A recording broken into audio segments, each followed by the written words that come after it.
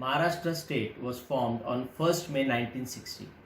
The first Maharashtra state assembly elections were held in 1962. Dr. Rafiq Zakaria contested first time in these elections from Aurangabad city and won. His win was continued for 3 consecutive years till 1977. Once he was elected, the development of Aurangabad city began. Aurangabad was an undeveloped historical city guarded by huge walls.